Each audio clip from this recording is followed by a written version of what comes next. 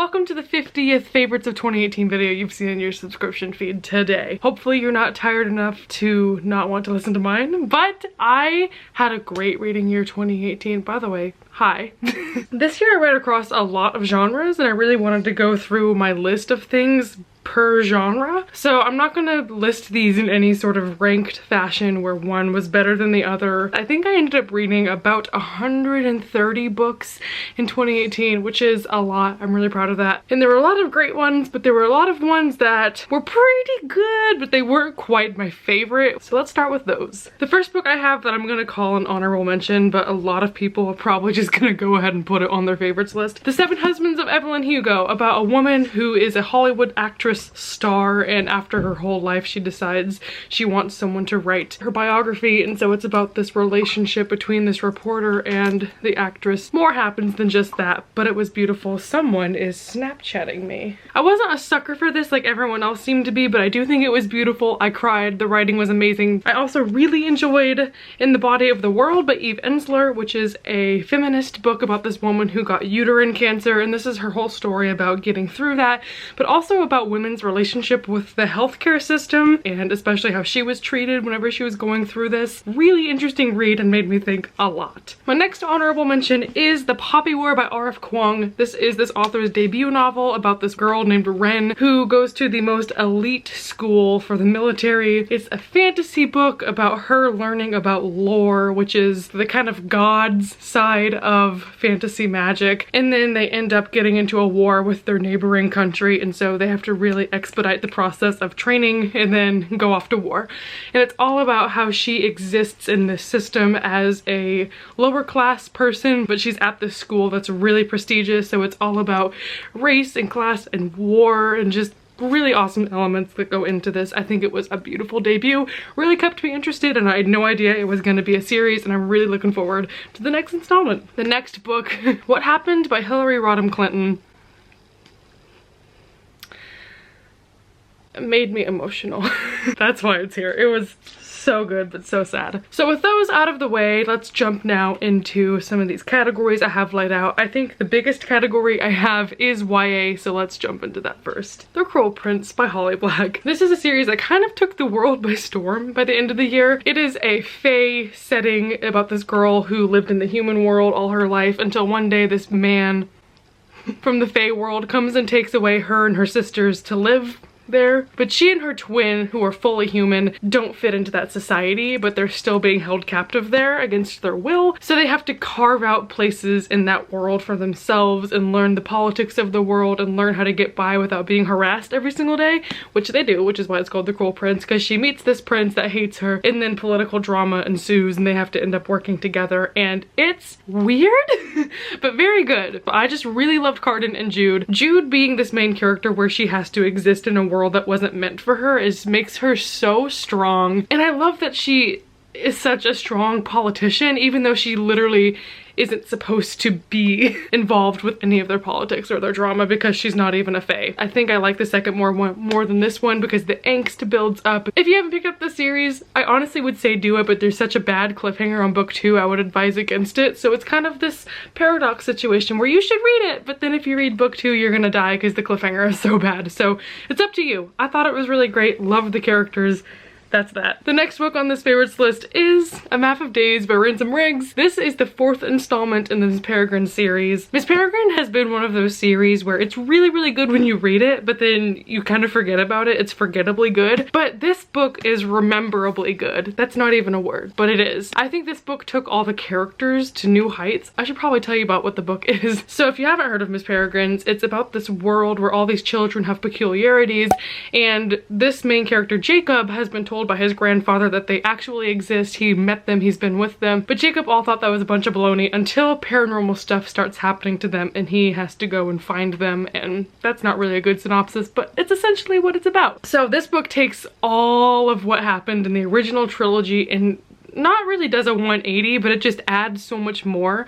So now this book takes place in the US instead of the UK. All the characters are changing and they're evolving into new, I guess, personality types, which makes it so much more interesting because I feel like the first 3 books really blended together, but this is so different and such a change of pace that I thought it was really stand out. Ransom Rings has some of my favorite writing I've ever read, but I really don't talk about it enough. He is gorgeous. How can I mention Ransom without then mentioning his wife? Oh my gosh, Miss Moffy came for me this year with 2 books. This is what everyone was expecting from me. I'm not gonna sit here and tell you it wasn't good. I don't think I even need to talk about this book unless you've never met me before. Hi, my name's Whitney. This is my favorite series of all time. I would die today for it if you asked. And it was so good. Shatter Me is a series about a girl who can't touch anyone. It almost feels stupid talking about that now that we're at this point, but it's about this girl who has to decide whether she wants to work with the military in order to hurt people more, or for the first time in her life she wants to break free of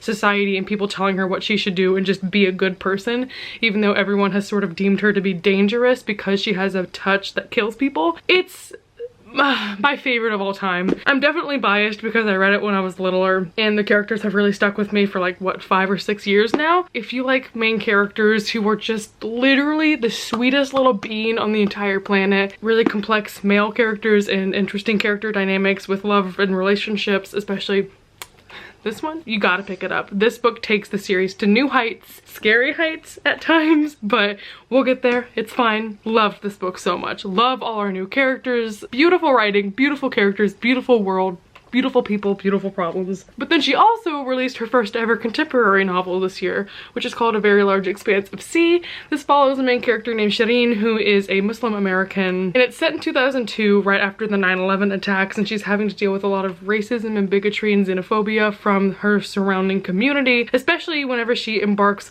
on a relationship with a white guy from her school, and she faces a lot of judgment and has to get over her resentment of other people judging her. So it's all about her journey of growth. Beautiful book. Loved the message. Loved this person. This is a lot of autobiographical information in this book and it just broke my heart. And it is definitely something that is so valuable that I think everyone should read, and this main character just deserves a big ol' hug from everyone because I loved her to death and this story was so amazing. Moving onward, the next book that I have to talk about is the final book in a series that is Brightly Burned by Kirsten White, which is the 3rd book in the Conquerors saga, which begins with And I Darken.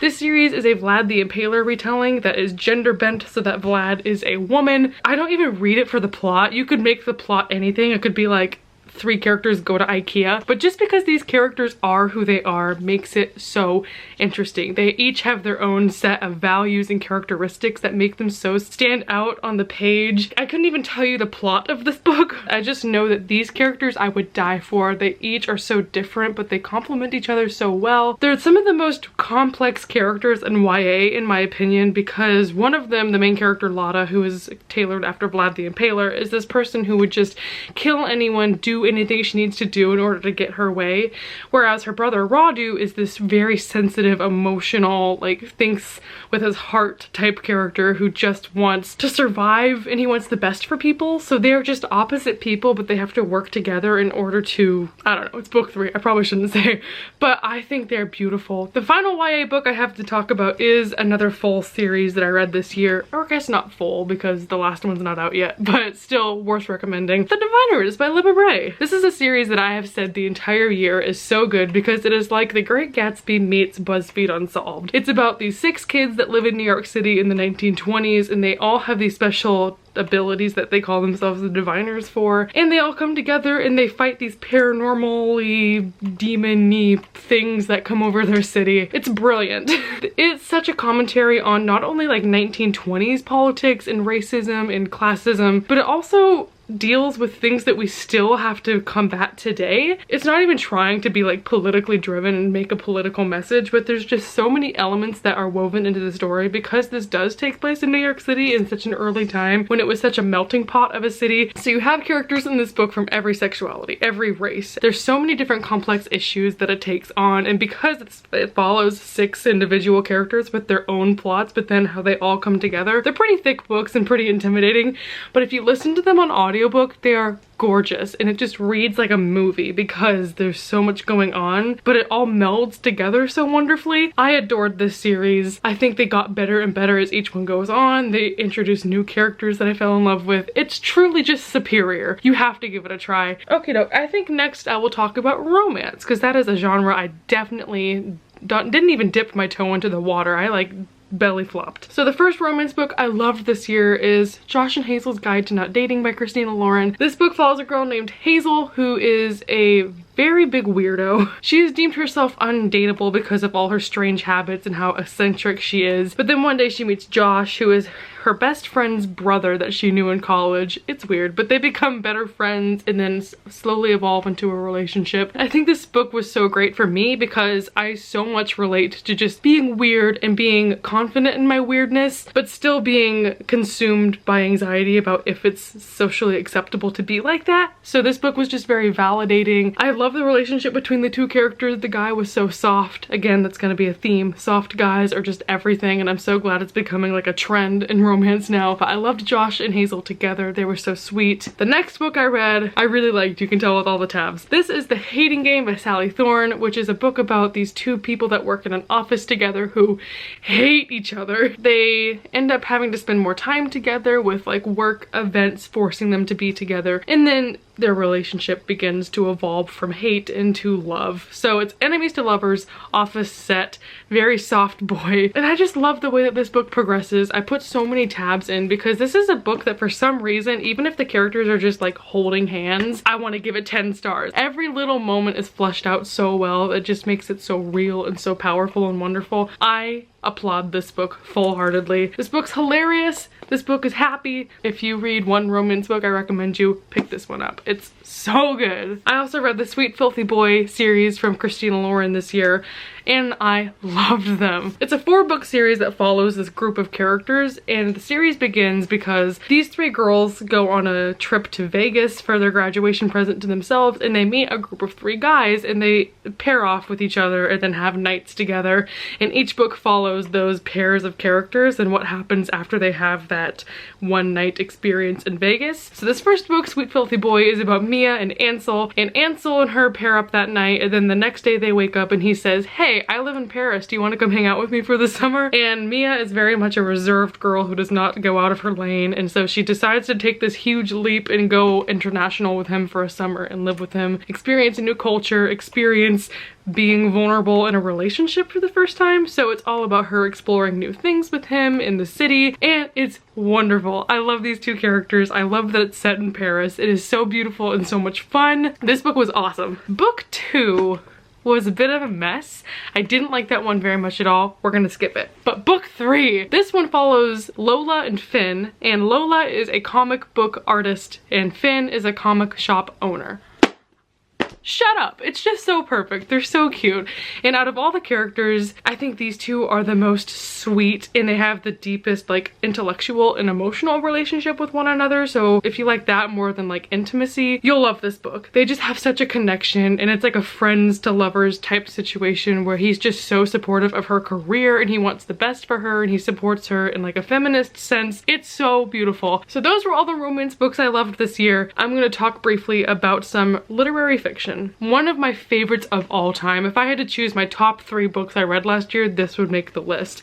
I read The Secret History by Donna Tartt. I could cry. This book it's from the gods. It is so good. This book is about a college kid named Richard who shows up at his campus and then finds out about this really elite group of Greek scholars and decides he wants to be in that crowd and do Greek with them and be in that really secretive elite program with them, and so he embarks on that. He ends up being in that friend group. I don't know what else to tell you other than the first chapter and prologue of this book is all about how one of those classmates they had ends up getting murdered by that group, and it kind of goes backwards from there to show like what happened with the camaraderie of this group that made it so that we are where we are. And I think this book made it to my favorites of all time because it has all these elements that I'm a fan of combined. First of all, I love books that have these wallflower main characters, like The Great Gatsby, where Nick Carraway is just this neighbor guy telling a story. I love that he was just this very quiet, reserved person, like observing this group almost, even though he was a part of it. And then there's just such deep, complex characters in it. They're angsty. Obviously, you can tell from like their Greek scholars in college. They are so pretentious. There's a lot of that dynamic of the person that they are is not who they show to other people. So it's a lot of secretiveness and again, working backwards to figure out who are they. It's one of the most complex books and it's kind of an investment. It's pretty long. It has a lot of description, but it is so worth it. It is such a journey, even though it's like this thriller almost. I'm not even a fan of thriller, but this captivated me so much. The writing was so beautiful. This is set in Vermont and I'm a yeehaw little Texas gal who gets cold when it's like 60 degrees, but it was describing the snow in this and how we had to live in this unheated attic, and I was reading it like shivering because the descriptions in this were so lush and so realistic. I could not recommend this enough. It is beautiful. Beautiful. Another book I really loved this year is called The Average American Male by Chad Coltkin. This is set from the perspective of this dude bro guy who just objectifies women. He's the worst. He's emotionless, drinking and cursing. It's all just so gross-minded. And I mean, the back of it says what guys are really thinking. So this book puzzled me because it's such a book I want to discuss, but like no one has read it. So everyone, read it. Let's discuss. It's an unlikable character. Is it realistic or is it not? This book is just fascinating because you have to decipher, is this how men are really like, or is this author trying to make a point? And furthermore, it talks about how this guy just goes through the motion of his life with really no motivation and no ambition. He just goes day to day thinking the thoughts that he does, and he's sort of trapped within his own masculinity. So at the same time that this is a book about masculinity, it's also, I think, a commentary on gender in general and just how this perspective of being so gross is so limiting. Made me think so much. Once again, I could have a whole video discussion on this, but no one has read it. Pick it up if you can stomach a lot of vulgar, nasty thought processes happening in this. It's just one of the most interesting books I have ever read. The final literary fiction book I really enjoyed this year was A Thousand Splendid Suns by Khaled Hosseini. This book is about a woman from Afghanistan who has to get married to this man who already has a wife. And so it's about how these two women become linked to this one man. So they become better friends and make this cross-generational bond because one of the characters is young and one of them is an older generation. And so it goes back in the stories of these two women and really unfolds their life history and how they got to where they are. I think Khaled Hosseini is one of the most talented writers of our time because what he does in his books every single time is that at the beginning of the book he'll mention this one mundane detail and you'll forget about it the entire book until like the last page he'll bring it full circle and just everything will start to have threads connected, and it's just masterful storytelling. This book made me cry. This book made me happy. I think he is just an unmatched storyteller. The way that he weaves things together and creates characters and establishes worlds and unpacks conflict without being so in your face about it. He maintains such subtlety in his books that I think is really complicated to achieve, so I really respect him as an author. Cannot wait to read more. I have two nonfiction books that I want to talk about. The first book that I read this year that I cannot stop thinking about is A Mother's Reckoning by Sue Klebold. This book is a sort of memoir and sort of nonfiction book from the mother of one of the students who committed Columbine. It's her reaction and her story to what happened to her that day and what it's been like dealing with a lot of the attention from the press saying that it was her fault. But it's more than just that. I was really expecting this to be sort of like a masturbatory, here's why my life is so hard and here's what happened that day and here's what my life has been like. But in reality, this is such a well-researched book about here's what I did wrong, here's why I could have done better, here's how we stop this from happening. So it's not really even just about her life and her family, it's also about depression in general and how we deal with a society that's becoming so numb to violence. And I don't know if it's her place to talk about that, but the thought and the research and the people she talked to that went into this, I think deserves celebration. This book was haunting. But after reading this book, I was so haunted by it, I had to sleep with my TV on for 2 days. because I just felt so unsettled. It's someone that I would never trade places with in my whole life. Like, being through what she's been through, I don't think I would have been able to survive it. She had nothing to do with that tragedy that happened. She never touched a gun, but it was someone that she raised and someone she instilled morals into and someone that she'd seen that morning. And so people always questioned whether or not it was her fault or not. I just remember this one line where she was saying whenever she heard about the shootings that were happening and that her son was involved, she wished that her son would die just so that it would stop.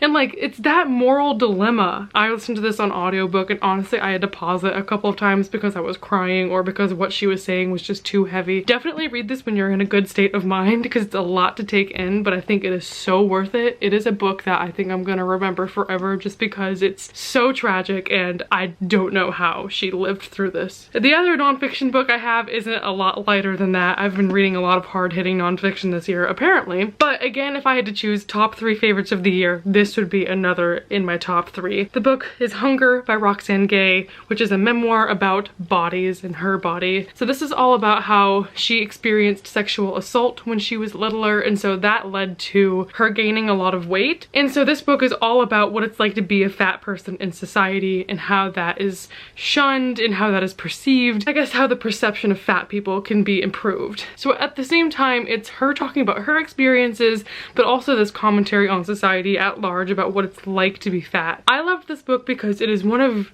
the most validating things I have ever read. I read this with a pencil in my hand, literally underlining like every other line. It just talks so much about the epidemic of people wanting to lose weight. It talks a lot about TV shows about weight loss and a lot of misconceptions about weight, and no one really talks about this, and if you do, it's from like a comedic standpoint, sort of poking fun at it, and if they ever talk about it, it's like from a sideways angle. It's never from a hard-hitting perspective of here are the facts, here's how we fix this, here's my experience, let's discuss this. And it was easily the best thing I've read all year over Restore Me because it just related so much to me and my own feelings. I'm gonna try and find the line, but there's something in here that I think about all the time that I need to read out loud. Again, I've just underlined so many quotes in this book. If I find the quote I was looking for, I will definitely annotate it. If you want to read a book about what it's like to be fat in society, how you can help eliminate stereotypes and just informing yourself on that, or if you're another fat person yourself and you want to read something that's going to feel very validating and give you a lot of power and feeling good in your body, pick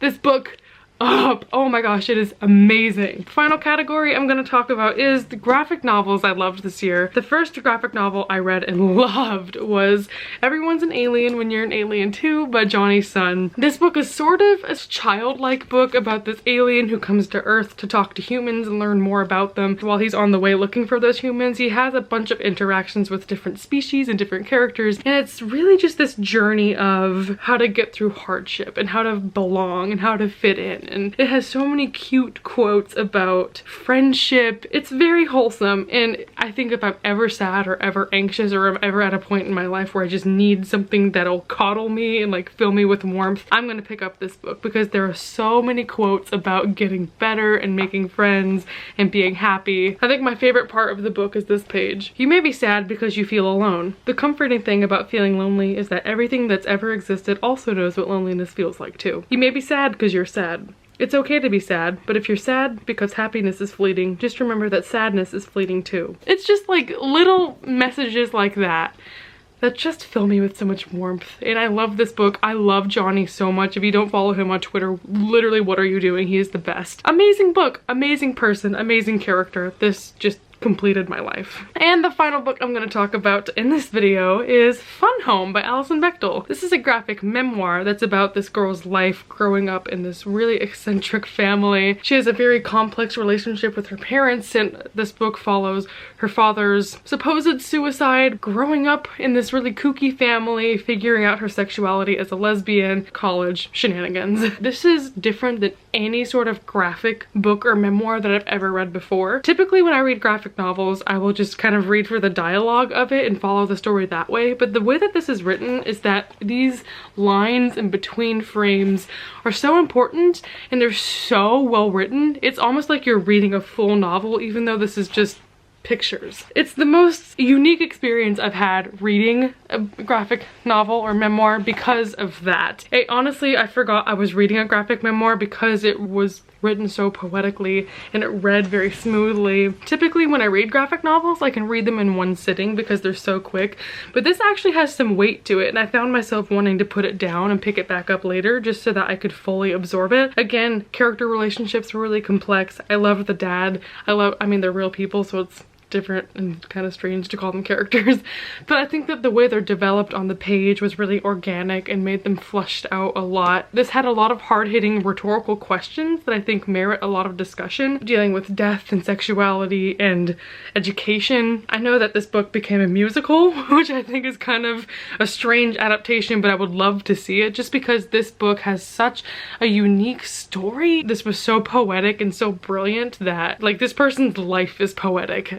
It's hard to describe. Just immense talent went into this book. I'm very glad I read it and it was gorgeous. You should read it too. That being said, those are all the books I enjoyed this year. I mean, I enjoyed more than just these, but these were the books that just were not even the bee's knees, but like the bee's whole lower torso and legs and everything down there. It was like everything was so good. I highly recommend all of these books, even though I've been sort of saying throughout the entire video, you should read this. Add all of these to your TBR right now. I will definitely be posting more soon. I anticipate more vlogs are gonna come, more end of year type videos. Let me know if there's anything that you'd like to see from me other than like worst books of the year or anything like that, but that's everything I enjoyed. Revisiting all of these just filled me with a lot of happiness. Go out and read them.